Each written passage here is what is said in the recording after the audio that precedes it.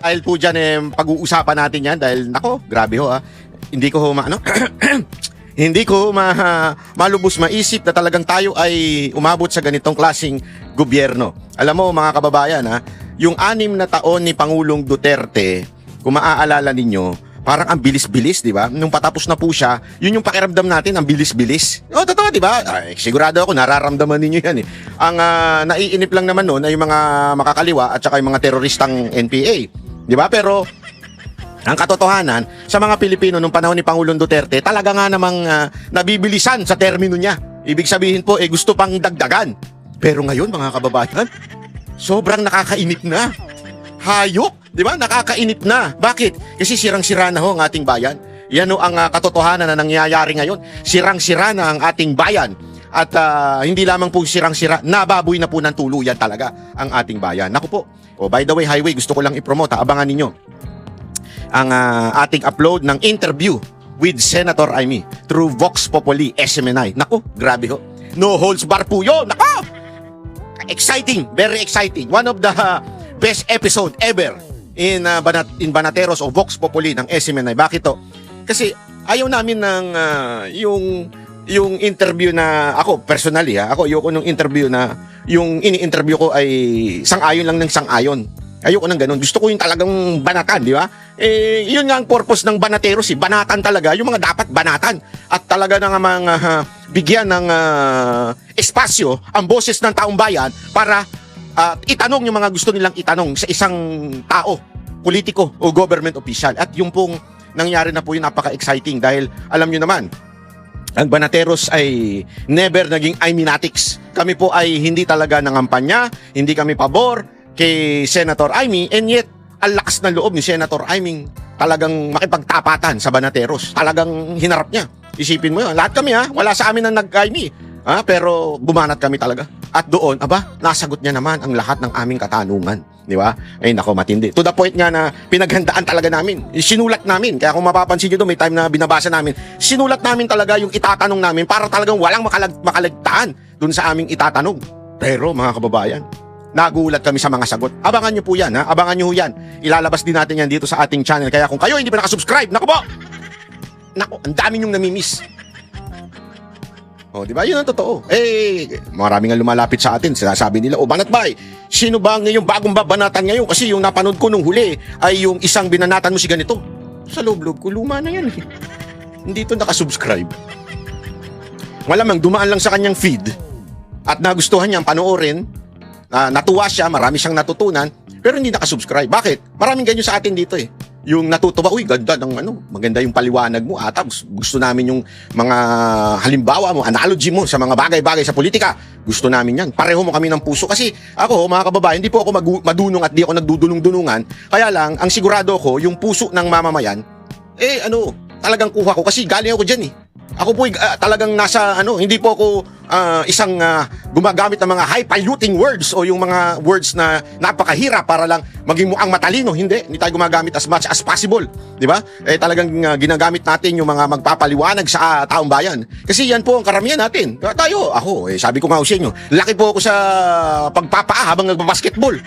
Sino sa inyo mas masarap mag-basketball na nakapaa?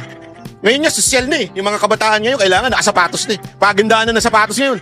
Sa amin, nung panahon namin, pag nakasapatos ka nagbabasketball, pagtatawanan ka Tapos, hindi ka naman marunong mag-basketball.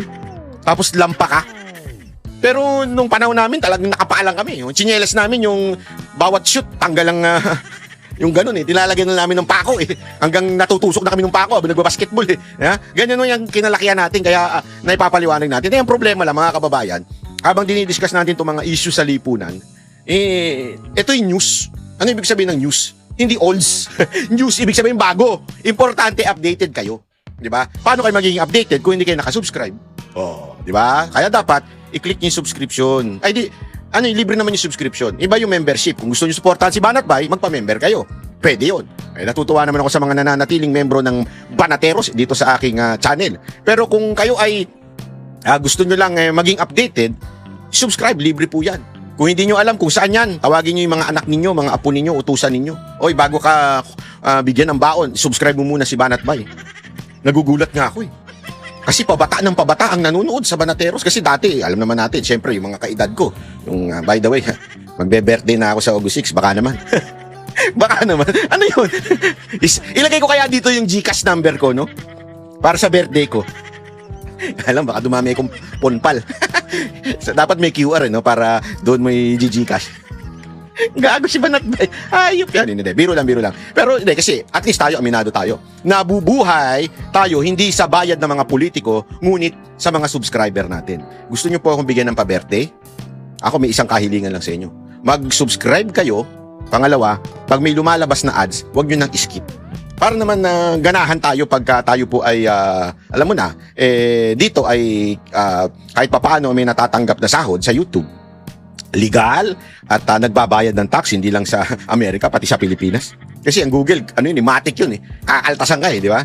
Oh, kaya nga yung iba, sinasabi na wag yun ng i-Gcash nyo na lang. Ako, ayoko nang baka sabihin naman ng iba, di ba? Pwede nyo naman parating kay Boss Dada. Ewan ko lang kung bibigay ni Boss Dada sa akin. O parating kay Jay Guevara o kay Coach Oli. Bira lang. Anyway, eto na nga po, pag-usapan na natin mga mainit na issue. At ang isa sa pinakamainit na issue ngayon, naku po, Bongbong Marcos. Talagang inamin na siya na ang talagang pasimuno ng impeachment. Bakit ko naman nasabing pasimuno ng impeachment? Mamaya pag-uusapan natin yan. Pangalawa, isa pang pag-uusapan natin ay si Cayetano ay malamang ikukulong na. Hindi ko alam kung next week o sa susunod na linggo, pero ayan na, mauunahan pa si Romualdez, hayop yan. Mantakin mo. Mauuna pang magkaroon ng ata ng plunder case si Cayetano kaysa kay Romualdez. Lintik yan. Lintik talaga. Kaya naman pala hindi pinangalanan ni Marcos yung sabi niyang dating speaker. Abay, si speaker Cayetano nga tayo. Makukulong ang dating speaker. O kakasuhan si dating speaker. Akala ko naman si Romualdez. Animal. Dati kasi speaker na si Alan Cayetano bago yan naging Senate President. Dating speaker yan ni panahon ni Pangulong Duterte. Abay, siya pa pala uunahin kulong. Hindot yan. Nindot hindi hindot, nindot. Baka sabi nyo, nagmumura si Banatbay. Nindot. Alam nyo naman yung nindot sa Bisaya man, di ba? Anyway, yun ang isa sa pag-uusapan natin. At ngayon, pag-uusapan din namin yung bulungan namin. Yung off the record na, naku, bukas na nga lang yun. Bukas na nga lang. Pag-uusapan natin yan, yung impacta. Yung impacta sa Malacanang. Actually, hindi na siya ICC ngayon eh. PICC na siya. Hindi ho PI ha, baka sa isipin nyo, putang ina, hindi. Baka isipin nyo, putang inang bla bla bla. Hindi. PI means, pangit na impacta. Pangit na impactang sisi. Kilala nyo kung sino yung sisi sa Malacanang? Ha? Kilala nyo? Yung sisi ng sisi sa mga Duterte. Hayop yan. Lahat na lang ng kapalpakan ng kanyang amo, sinisi sa mga Duterte. Yan po talaga ibig sabihin ng PICC. Oh, pangit na impactang sisi ng sisi sa mga Duterte. Oh, pero bago yan, pag-usapan muna natin ito ha. Kasi pinayagan na po ni Marcos na ilabas yung tax record ni BP Sara Duterte at mga bank accounts ni BP Sara Duterte. Kasi sa batas, presidente lang ang maaari na magpalabas niyan. Hindi porket pinirmahan at sinang-ayuda ng impeachment court ng Senate, ibig sabihin ay gusto na ay maaari nang buksan yung BIR record o kaya yung bank account. Hindi po. Panoorin po natin ito. Naipadala na po sa Senate Impeachment Court ang tax records ni Vice President Sara Duterte. Yan ay matapos umanong pahintulutan ni Pangulong Bongbong Marcos. At live mula sa Malacanang. Take note of the word, pinahintulutan. When you say pinahintulutan, ano ibig sabihin yan? Pinayagan. Pag sinabi bang pinayagan, pwedeng hindi payagan? Tama, mali. Simple. Ibig sabihin, maaaring hindi pumayag ang presidente. Kasi, naalala ko, nung panahon ni Leni Robredo na gusto siyang i-impeach ng mga tauhan ni Pangulong Duterte. Ano sabi ni Pangulong Duterte? Stop it! Stop it! Don't bulay-bulay in your mind. Sabi niya, di ba? Kasi talaga naman, kahit anong gawin mo, yung impeachment ay isang political practice na kung saan pag hindi pa hihintulutan ng presidente, hindi matutupad, hindi mangyayari. Hindi makakakuha ng boto sa Kamara, hindi makakakuha ng sapat na bilang sa Senado. Diba? Tandaan yan. Kahit sabihin pa nilang wala yan. Di ba naalala ninyo anong sagot ni Marcos nung tinanong, ang anak mo, ang kauna-unahan pumirma ng impeachment ni BP Sara Duterte. Ano sinabi ni Marcos noon kay sinabi daw niya sa anak niya, sinabi niya na parang wala ka magagawa, it's part of the process, blah blah blah. Hindi, that's bull. That's bull. Chicago Bulls. Di ba? Hindi totoo yun. Kung talagang ayaw ng presidente, he can stop the impeachment. Ito, hindi nga ito in-stop eh. Umano na to. Lumevel up na po to. Ano ito? Ito po ay pagpayag na nakalikutin ang supposedly private bank account ng isang tao at ng BIR tax niya. Ito po pa illegal? Yes, this is legal. This is according to the Constitution. Only the President can do that. Yung pirmahan ng pagbubukas ng isang tax record ng isang tao. Palalo ng particular na ho, yung inuusig. So, ibig sabihin ho dito, kumpirmado. Kasi pwede naman siyang sabihin na, ayoko yan. Wag nyo na, itigil nyo na yan. Ha? Tigil nyo na yung katarantaduhan ninyo. Pwedeng ganun eh. Pero ano sabi niya? Sige na, buksan nyo na yan. Gamitin nyo ng ebidensya yan. May expert report si Maricel Halilimase. Ano bang paliwanag? Bakit daw yan pinayagan ng Pangulo? Yes, Ruth, kinumpirma nga ni Palace Press Officer Claire Castro na nagbigay na ng clearance itong si Pangulong Bongbong Marcos para mabuksan ang tax records ni Vice President Sara Duterte at ng kanyang asawa na si Attorney Man Scarpio dyan sa impeachment court. Ang paliwanag kasi ni Undersecretary Claire Castro, hindi naman hahadlang itong si Pangulong Bongbong Marcos para palabasin ang katotohanan. Matatandaan natin doon sa previous press briefing ni Undersecretary Claire Castro, sinabi niya na baka maging president itong pagbibigay ng clearance ng Pangulong Marcos dahil yung kanyang posisyon bilang Pangulo ay impeachable position din naman. Kaya pinag-iisipan talaga ng husto. Kaya lang, ang paliwanag ni Yusek Castro, malinaw din naman ang hiling ng Senado at kabilang sa mga huling na mabuksan ang tax records ni VP Sara at ng kanyang asawa ay si Senador Ping Lacson. Kaya ang ginawa daw ng Pangulo, sumusunod lamang naman daw siya kung ano ang nakasaad sa ating batas. Pakinggan natin ang paliwanag ni Palace Press Officer Claire Castro. Magbigay siya ng kanyang approval sa BIR para mabuksan ang tax records nila VP Sara at ni Atty. Man Scarpio. Sa lahat naman ng pagkakataon, kapag ang Pangulo ay gumagawa ng naaayon sa batas pero merong tinatamaan, laging sasabihin nila, politically motivated. So saan pupunta? Saan gagawin ang Pangulo? Kahit ano pang sabihin ng iba. Basta ang alam ng Pangulo, siya ay tumutupad sa proseso, siya ay tumutupad sa batas, kahit siya pa ay paringgan. Sumusunod sa batas? Parang sira rin yung ulo nito ni, itong impact. Nako, ayoko sabing impact.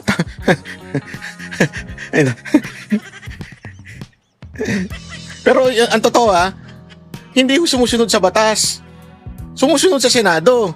Pero ang batas, the President has a choice. Whether pabuksan o hindi pabuksan. He has the choice. Ngayon, sino sinunod niya? Yung impeachment court. Yun ang sinunod niya. Kaya wag mo sabihin na sinusunod lang niya yung batas. Bendalo talaga kayo. Ruth? Kasi speaking of VP Sara, meron din kasi siyang pahayag na tinawag niya na tuta daw ni Pangulong Marcos at ni dating Senador Antonio Trillanes itong International Criminal Court o ICC. May tugon ba dyan ng palasyo? Oo, Ruth, binigyan niya ng reaction ni Palace Press Officer Claire Castro kanina. Pero balikan lang muna natin yung naging pahayag ni Vice President Sara Duterte. Nagsalita kasi siya sa harapan ng mga supporters niya dyan sa The Hague sa Netherlands. At doon niya sinabi na tuta nga raw ng ICC itong sina Pangulong Bongbong. Totoo naman Tuta talaga. Alam mo, dapat hinuhuli na ni Trump itong tuta ng ICC. Totoo lang. Dapat hinuhuli na ni Trump. Akala ko ba, eto si Trump, puro naman daldal lang din Di ba sabi niya, lahat na magko-cooperate sa ICC, bakit di niya patawan itong presidente tsaka to si Trillanes? Puro mga tuta lang. Marcos at si Senador Antonio Trillanes. Ang sinasabi ni VP Sara Duterte doon sa rally ay suportado ni Pangulong Marcos at ng dating senador itong isinasagawang investigasyon ng ICC laban sa kanyang ama. Ang sinasabi pa nga ng Vice Presidente, yung mga kasama doon sa mga kaso ng extrajudicial killings, pwede naman daw kasi na hindi yan biktima ng anti-drug war ng dating Pangulong Rodrigo Duterte. Meron daw kasing nauupahan na gunman dito sa Pilipinas sa halagang 5,000 pesos lamang kung meron kang gustong ipapatay o kung meron kang gustong ipagawa laban doon sa taong nakakaaway mo. So, hindi daw lahat ng yon posibleng may kinalaman doon sa kaso ng kanyang ama. Pakinggan natin muna. Grabe, no? Ito, trending na naman ito, yung 5,000. Sigurado ako gagamitin ito sa impeachment. Tingnan ninyo, Gagamitin ito sa impeachment. Tingnan nyo na, may alam, sasabihin nila, may alam si VP Sara Duterte na 5,000 lang para pumatay. Ganyan naman lagi di ba? Sure yan. Alam mo naman itong mga bobong, mga abogado, sa loob ng Siya prosecution. yung bahagi na naging pahayag ni Vice President Sara Duterte sa rally. Yes, they are traitors to a Filipino and to the country. Yeah. But more than that, ang ICC ay tuta ni Trillanes at ni Marcos. Yun. Yun yun. Pero syempre, Ruth, inalmahan yan ni Palace Press Officer Claire Castro. Ang sabi niya, nonsense, walang saysay. Etong mga pinagsasasabi ni Vice President Sara Duterte, malinaw daw na walang kinalaman si Pangulong Marcos sa kaso ngayon na kinahaharap ni FPRRD sa ICC dahil yung kaso na isinampalaban sa kanya taong 2017 pa at hindi nakaupo sa Malacanang si PBBM nung mga panahong iyon. Pakinggan natin ang tugon ni Undersecretary Claire Castro. Ang lahat po halos ng sinasabi ng Vice Presidente sa ngayon ay walang basihan. Kung meron dapat sisihin, walang iba, kundi ang kanyang sariling ama. Dahil sa mga pag-amin nito na siya mismo ay pumatay at nagpapatay. Kasama ang ibang mga co-perpetrators. Malamang ay ikinalulungkot lamang niya dahil ang ICC ay isang impartial court. Ruth, maging si dating Senador Antonio Trillanes nagbigay na rin ng komento dito sa mga akusasyon ni Vice President Sara Duterte. Ang sabi ng dating Senador, nahihibang na ang bise. Ang sabi niya, matagal na daw iniimbestigahan itong si dating Pangulong Rodrigo Duterte. Kaya ang nangyayari ngayon ay bunga ng investigasyon na yan. Kahit kailan hindi daw magiging tuta ang ICC ng kahit na sino at alam naman din daw ng mga Pilipino kung ano yung nangyari nung panahon ng dating Pangulong Duterte nang siya ay magpatupad ng Wala nang naniniwala sa'yo. Yan po ang Express Report ni Maricel Halili. Mga kapatid, Ito si Trillanes, pal talaga eh. Kahit wala nang naniniwala, banat pa ng banat eh. Oh. Ay nako, grabe ha. Grabe po yung mga ginawa nito ni Marcos talaga. Alam mo, hindi lang naman ito eh. Hindi lang naman po ito ang dahilan kung bakit talagang bumabagsak ang trust rating ng mga Pilipino. Ay, ng Pilipino kay Marcos. Alam nyo kung bakit? Kasi iba talaga yung kanyang sinasabi, yung bukang bibig niya sa kanyang ginagawa. Diba? Halimbawa na nga lang po yung sinasabi niyang hindi daw niya gusto yung impeachment. Eto, mismong pumirma siya. Marami pa siyang sinasabi na ayaw niya, pero yun naman talaga ang nangyayari. At meron naman siya sinasabing gusto niya, pero hindi naman talaga nangyayari. Halimbawa, yung ang sinabi niya sa SONA na kesyo, kesyo wala na daw mga GL, guarantee letter mula sa mga politicians. Hindi ko totoo yan. At alam mo ng taong bayan yan. Kaya nga, hindi ko magets ito lang ang hindi ko talaga magets dito sa mga, eto kay Marcos. Ano ba akala niya sa mga Pilipino? Tanga? Hindi ko alam kung hindi niya alam eh. Para bang, hindi mo ba alam na nangyayari pa rin yan hanggang ngayon? Salita ka na salita na sasabihin mo walang guarantee letter. Alam na mga Pilipino, ang dami may sakit ngayon na nagmamakaawa pa rin sa mga local LGU nila, local government unit. Mga mayor, o kahit nga po pati mga congressman. Hanggang ngayon may ganyan pa rin eh. Tapos sasabihin mong wala. Ano yun, tanga ka lang? Tanga ka lang o iba ang binubulong sa'yo ng mga nakapaligid sa'yo? O baka naman iniisip mo tanga mga Pilipino. Hindi, di ba? Ako, yun ang iniisip ko eh. Iniisip niya kaya na tanga mga Pilipino at hindi alam na ibig sabihin ng guarantee letter? Ano? I mean, it's really obvious, di ba? Obvious na obvious. Yan po ay isang pambubudol sa ating mga kababayan. Kaya nga yung mga ganitong sinasabi na pahayag na tuta ng ICC, kasi nakita naman natin yung ginawa kay Pangulong Duterte. Kesyo, ilang beses niyang dininay na hindi tayo makikikooperate. Ilang beses po yan na we are no longer part of the ICC and we will not lift a finger, we will not cooperate with the ICC. Pero isang ganun, nakidnap si Pangulong Duterte. And no wonder, talagang ikokomento yan ni VP Sara Duterte dahil isa kang sinungaling. At ikaw talaga ang dahilan. Kasi, mantakin mo. Diba? Napag-alaman nga natin na nadulas dyan si John Vic na pinag-usapan yan. Ilan silang mga naandun na nag-usap para bitbitin si Pangulong Duterte. So, ibig sabihin, katarantaduhan ng lahat ng sinasabi nito ni Marcos at iba ang kanyang ginagawa. Yan po ang katotohanan. So, eto na naman po, sa paglalabas ng tax record ni VP Sara Duterte, sasabihin na naman niya, it's just sinasabi ng palasyo through the ICC. You know what I mean by ICC? Yung impacta dyan. Sinasabi na yan sumusunod lang daw sa Senado. Hindi totoo yan. Nasa kamay, nasa kumpas, nasa authority ng Pangulo whether to sign or not to sign yung ilabas ang bank record, BIR records. So, wag na tayo maglokohan dahil lokohan po to. Sandali pag-usapan nga muna natin yung impacta na yan. Ito kasi, baka kasi hindi kayo makarelate kung ano ba yung impacta na yan. Sinabi po kasi ni Senator Amy, impacta tapos ICC means impacta, gumanon nakat.